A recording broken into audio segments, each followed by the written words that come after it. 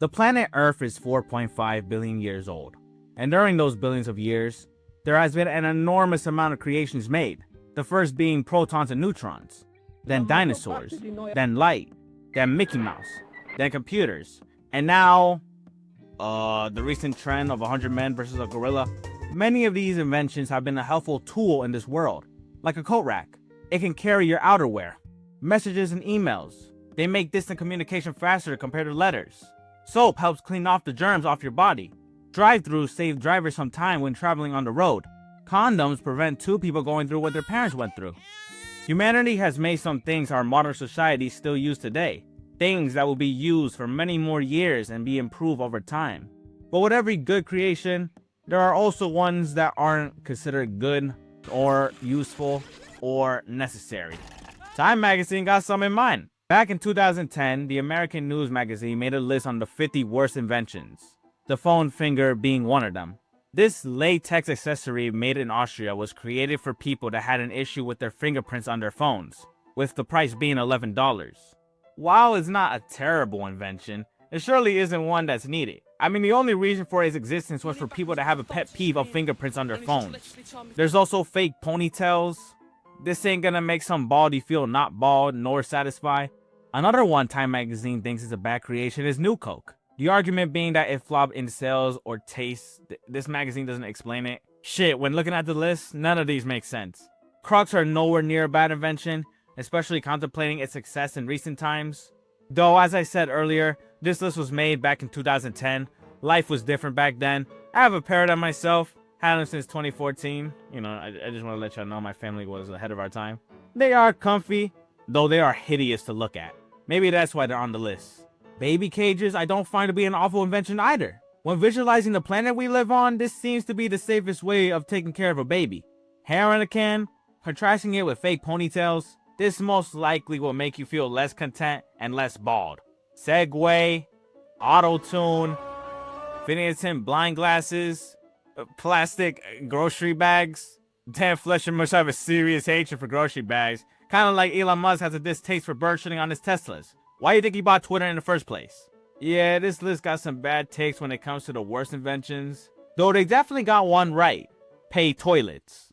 A British man that goes by the name of John Neville Maskelyne invented the pay toilet back in the late 19th century. The purpose of this was to bring revenue and stabilize the cost of offers and development on public restrooms. Nah, that doesn't seem true. The real reason for the creation of pay toilets was to make money. Come on, John, you just want coins filled in your pockets. No one back in those days should be paying cents to take a dump or a leak. Those people might as well dig themselves a hole in the woods to do their private business. Greedy for money. You know who else is greedy? William Gray, the creator of payphones. Another British guy desperate for cents. Don't any of you Donatello say he's American. Sure, he was born in Connecticut, but you know what Connecticut's part of? New England, the little brother of England. And looking at his mustache and correlating it to John's, he got some UK in him. Did you know that the red telephone box was made in 1881? Did you also know that you didn't have to pay 50 cents for it? Until William Gray came along, this evil villain Dr. Eggman swarmed the world with telephones that have coin inserts attached to them. If you're ever in an emergency, like having a heart attack or your purse getting stolen from you, and you see a telephone box in the middle of the sidewalk, you start running to it, you dial 911, you hold the phone next to your ear, no one's calling. Why is no one calling? Oh shit, I have to pay 50 cents to make a fucking call. This is like your boss at work taking money off your paycheck for using the water dispenser. This is not right. When I call someone on my phone, Siri does not take money off my Bank of America account. Why? She shouldn't. No one should be paying to make calls or take pisses. This should be illegal.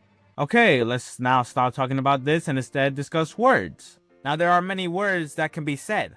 I just said some right now. I hope that made sense there. But there are some words that are questionable when putting thought on them.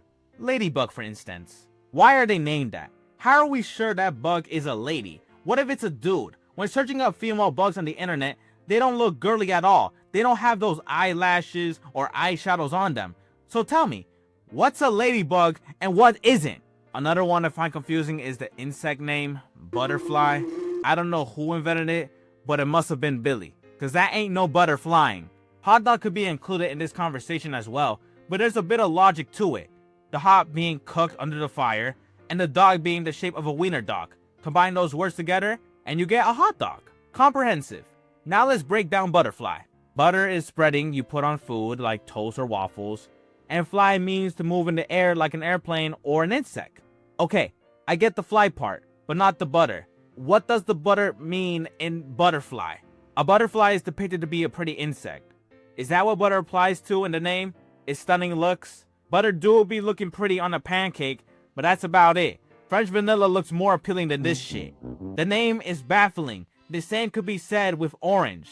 Not the color, the fruit. How come fruits like watermelon or pineapple have names, but orange is simply called orange?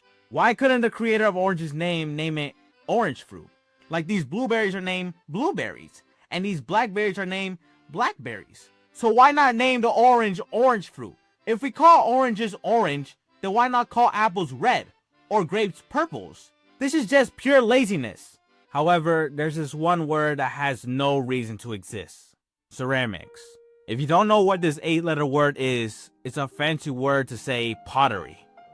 Fuck, do I hate this word. I remember a morning when I was entering school, heading to my first period, I ran into someone I know, Jared. We had a chat. I told Jared which class he had. He said he had ceramics. I didn't know what that class was at the time. I thought it was an algebra or science class. When telling Jared that, he said it was a clay class. I was all like, oh, why is it called that?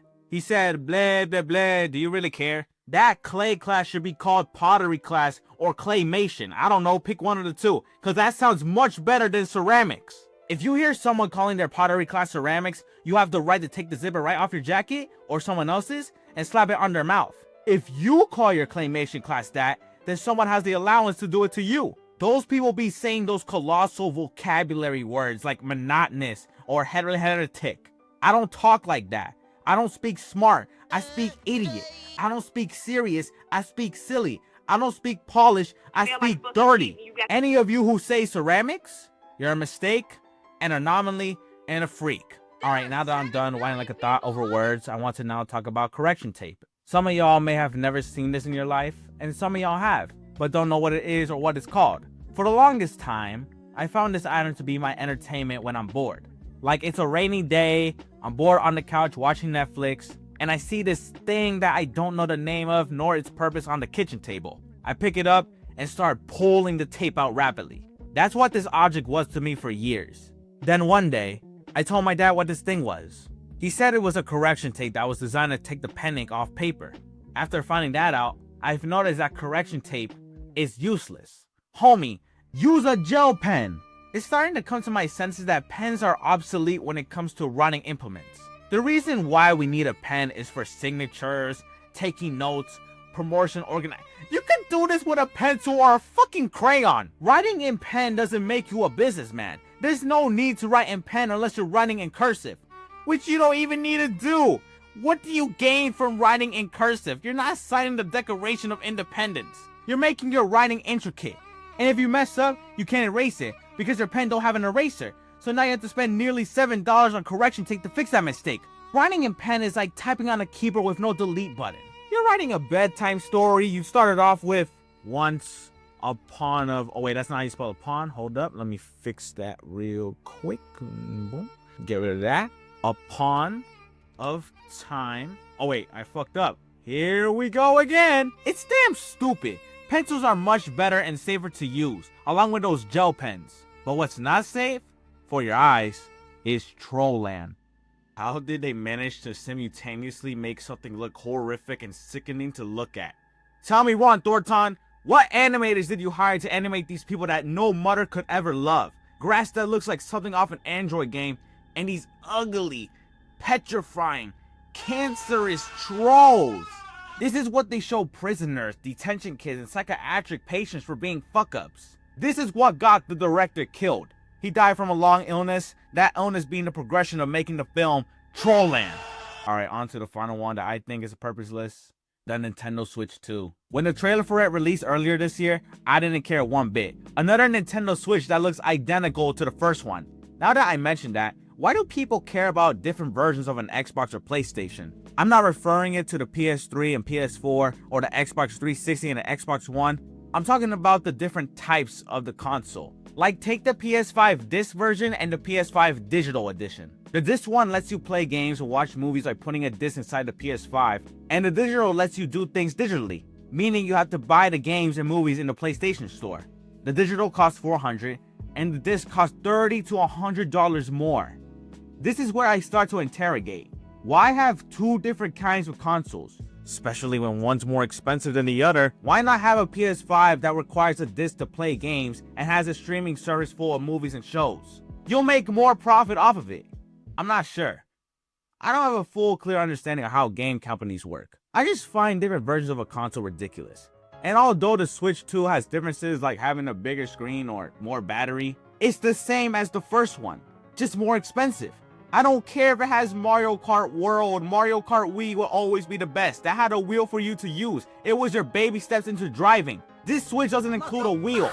Only two Joy-Cons that look identical to the first.